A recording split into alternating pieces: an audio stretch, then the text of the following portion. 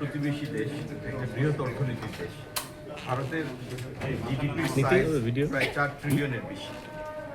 তো তাদের সাথে আমাদের দ্বিপক্ষীয় বাণিজ্য পরিমাণও অনেক বেশি। ভারত থেকে আমাদের আমদানি হয় প্রায় 9.5 বিলিয়ন মতো, 1.5 বিলিয়নের মতো আমরা তাদের দেশে রপ্তানি করি।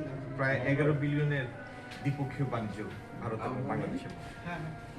সেই প্রেক্ষাপটে ভারতের সাথে বাণিজ্য সম্পর্ক অত্যন্ত গুরুত্বপূর্ণ।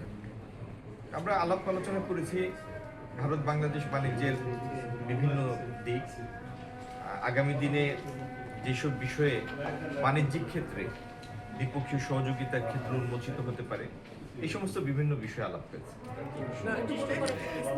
বন্দর বিষয়ে আমরা আলাপ হয়েছে। স্থলবন্দরের ক্ষেত্রে সব বন্দর তো বন্ধ হয় নাই, বেনাপোল বন্দর এখনো খোলা আছে, বন্দর খোলা আছে, আর বাদবাকি বন্দরগুলি এবং বাণিজ্যিক সম্পর্ক যাতে ক্রমাগত দৃঢ় করা যায়, উত্তর বৃদ্ধি করা যায়, এই সমস্ত বিষয়ে সাধারণ আলাপ হয়েছে।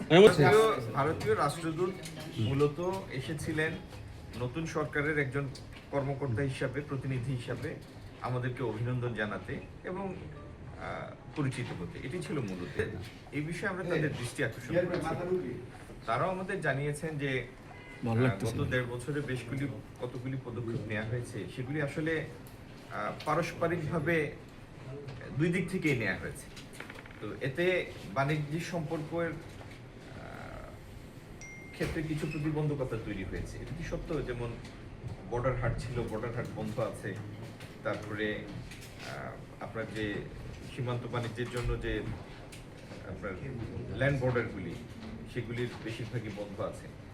তো এটি তো একটা পর্যায়ে কোনো একটা ঘটনার বা বিভিন্ন ঘটনার পরিপ্রেক্ষিতে দুই দিক থেকেই হয়েছে।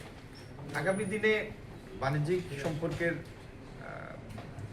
প্রসারের রাস্তা উন্মুক্ত হলে সেগুলিরও সমাধান হবে। আমরা এই কথাগুলি উত্থাপন করেছি। আজকে তো আসলে সুনির্দিষ্ট কোনো বিষয় আলাপের জন্য রাষ্ট্রদূত আসেননি, এসেছেন আসলে অভিনন্দন জানানোর জন্য। কথা প্রসঙ্গে সেই কথাগুলি এসেছে।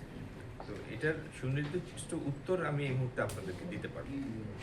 এলটিসি পেছানোর মানে গ্রাজুয়েশন পেছানোর রেফার করার একটা প্রক্রিয়া আছে। সেই প্রক্রিয়ার অংশ হিসাবে আমরা ডেফারমেন্টের জন্য চিঠি দিয়েছি, আমাদের ইআরডি চিঠি দিয়েছি।